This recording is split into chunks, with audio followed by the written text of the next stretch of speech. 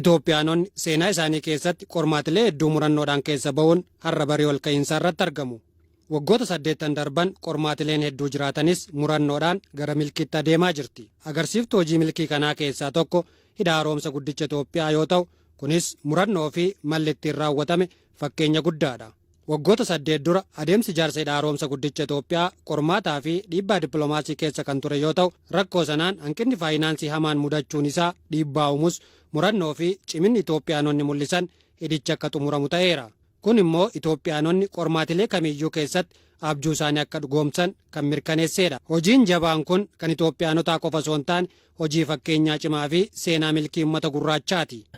ዛሬ ፈጣሪ የመረጠው ትውልድ መሆን ስለቻል ታሪክ ሰርተን ታሪክ ላይ ቆመን ለማውራት har'a dhaloota uumaan filate ta'uu waan dandeenyeef seenaa hojjennee seenarra dhaabbannee haasa'uuf geenyeerra. Hidhi haaromsaa Itoophiyaa qofaaf osoo hin taane uummata gurraacha maraaf dachee irratti seenaa ta'ee kan jiraatu injifannoo guddaadha. Lammiileen Itoophiyaa gamtaadhaan wal deeggaranii hidha haaromsa guddichaa xumuruun isaanii humna haaraa akka uummatanii fi carraa kan uume yoo ta'u, hojii raajii kana Itoophiyaanota qofa osoo hin taane uummanni addunyaa akka dinqisiifatu ta'eera. The population of Ethiopia is over 100 million, and only I think baay'inni uummata Itoophiyaa miiliyoona 100 darbeera. Uummata hanganaa keessaa kanneen humna ibsaa argatan 50% gadi. Rakkoo kana furuuf hidha haaromsaa ijaaran. Akkaataa itti ijaaran keessaa kan nama ajaa'ibu maddi maallaqa isaanii lammiilee isaaniiti.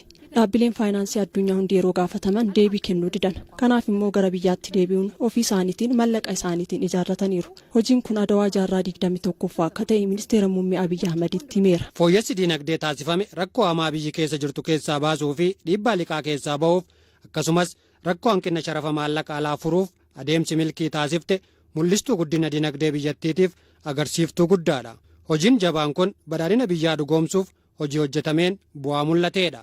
በ2032 የኢትዮጵያ ኢኮኖሚ ቢያንስ bara 2032tti diinagdeen Itoophiyaa yoo xiqqaate Afriikaarraa diinagdee guddaa lammaffaa ta'a.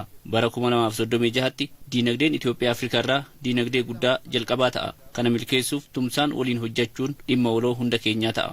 Wabii nyaataa mirkaneessuun oomisha qamadiitiin of danda'uu fi hojiin ashaaraa magariisaa hojii boonsaa ta'uun galmaa'eera. hojiin kunis hojii milkii lammiileen waloon mirkaneessanidha. መንግስትና በህዝብ ያለ ትብብር ለምሳሌ አረንጓዴ አሻራ ብዙ ጊዜ ብየዋለሁ. Waltumsa mootummaa fi uummataan akkuma yeroo hedduu dubbadhe ashaaraa magariisaan biqiltuun biiliyoona 48 ni danda'ama ture. Seektarri dhuunfaa kana ni hojjeta. Mootummaan qofaa isaa ni hojjeta hin danda'amu. Kana mootummaa fi uummanni kaayyoo waloof dhaabbannaan milkeessan. Itoophiyaanonni waloodhaan nageenya biyyaa mirkaneessuu fi qormaatilee keessa darbuun biyya guddoo taate uumuun itti gaafatamummaa dhaloota kanaati. Hojiilee cimaa dhaloota kana eeggatan keessaa tokko biyya ulaa galaanaa malee hafte ulaa galaanaa akka argattu gochuudha. ኢትዮጵያ የማይናወጥ ብሔራዊ ጥቅም አላት. Itoophiyaan faayidaa biyyaalessaa hin raafamne qabdi. Addunyaan har'a haa dhaga'u. Karaa nagaan galaana diimaa fayyadamuu Itoophiyaaf mala. Dhimma kanarratti kan saalfannu yookiin dhoksinu kan itti fakkaatu yoo jiraate dogongoreera. Dhaloonni kun har'as marii biyyaalessaa taasisuun haalli siyaasaa Itoophiyaa jabaa akka ta'u gochuun barbaachisaadha. Waraanaa fi walitti bu'iinsa kamuu karaa nagayaatiin furuun biyya jabduu ijaaruuf humna cimaa ta'a.